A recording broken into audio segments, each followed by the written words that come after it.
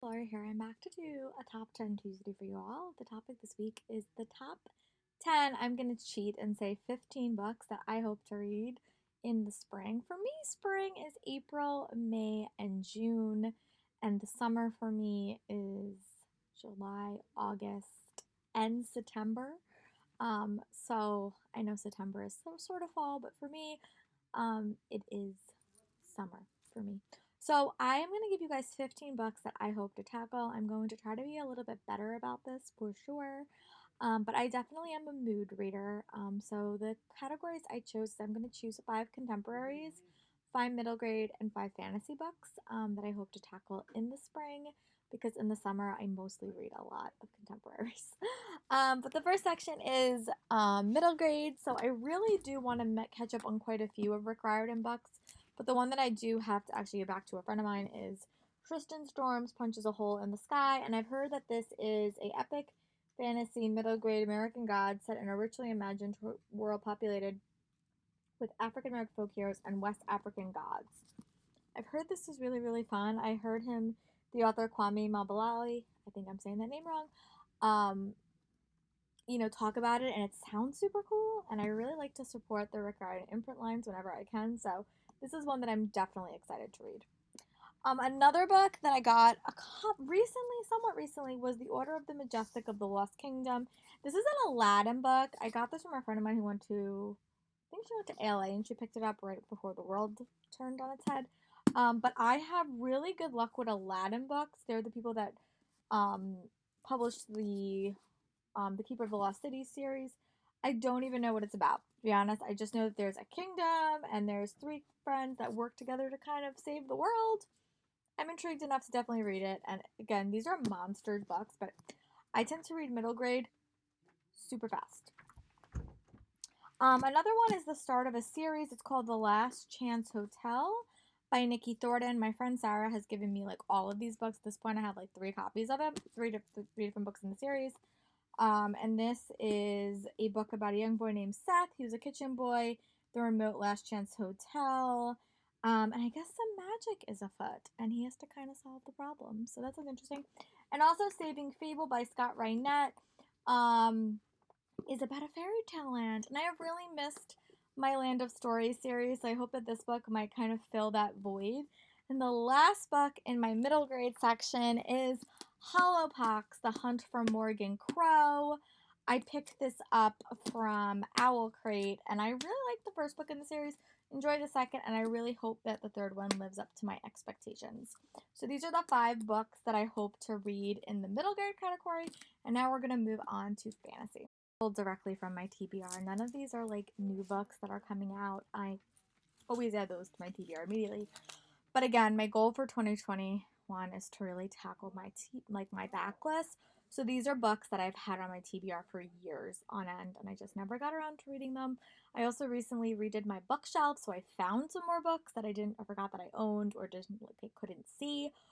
So these are some much older fantasy books. One is Reign of Shadows by Sophie Jordan, and this is a Sleeping Beauty retelling. I actually do have the sequel, and I've been dying to read some like fairy tale retellings recently, and this is one that I've had for so many years. I actually got this at Epic Reads Day when I was at Comic-Con a couple of years ago, so it's not that long. It's like not even 300 pages, so I hope that this will be a very, very quick read for me, and then I can move on to the sequel.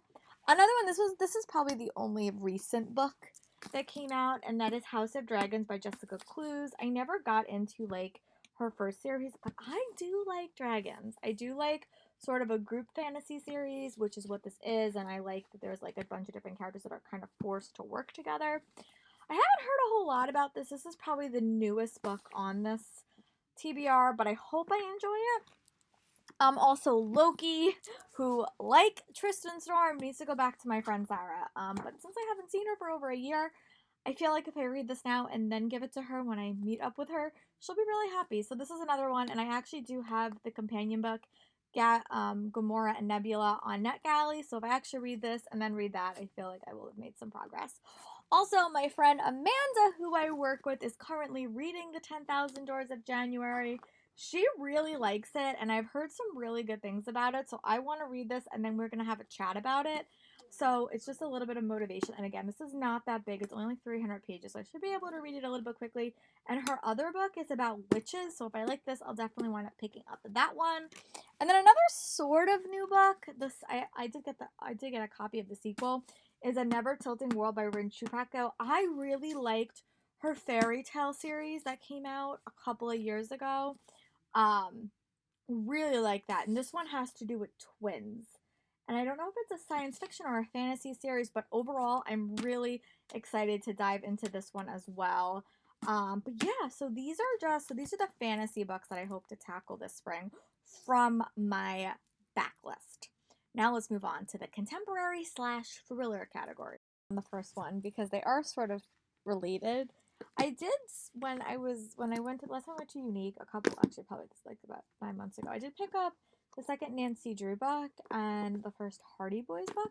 I've always wanted to read these, and I actually might wind up getting them audio, but I do have the physical copies, and they're not that long. I think this one is like 180 pages, and this one is like 170 pages, and I read a lot faster than that, so I might make it like a reading vlog where I read these two and then watch Nancy Drew, the TV show. Maybe I'll do that in like April or May because they're super fast and I'm really hopeful that I get to read them.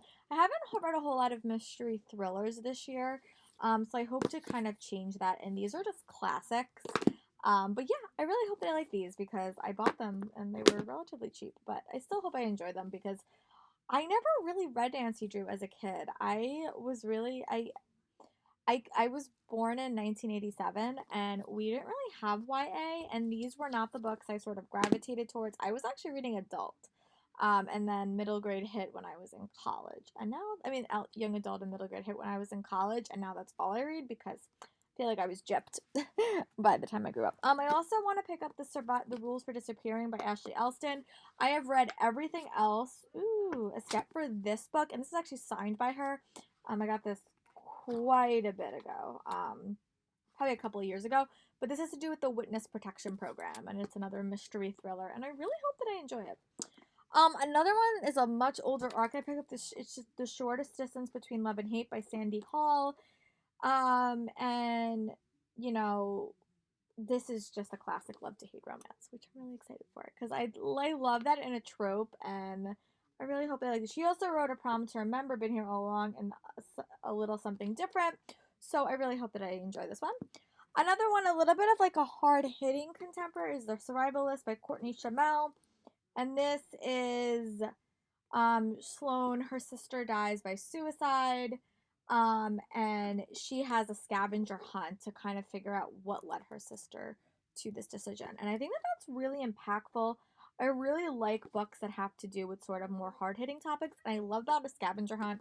That's one of my quirks, like one of my favorite tropes in contemporaries is a scavenger hunt. So I hope that this is an impactful read, but also super interesting. And I'm sure maybe a romance will develop, and this is that is Sloane Ready telling the truth about the secrets her family has been hiding for years. And this is another book that tackles grief and loss.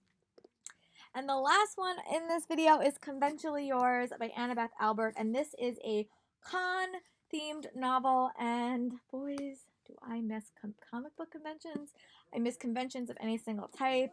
In May, I'm probably going to pick this one up because it's just going to remind me that I'm not going to be EA.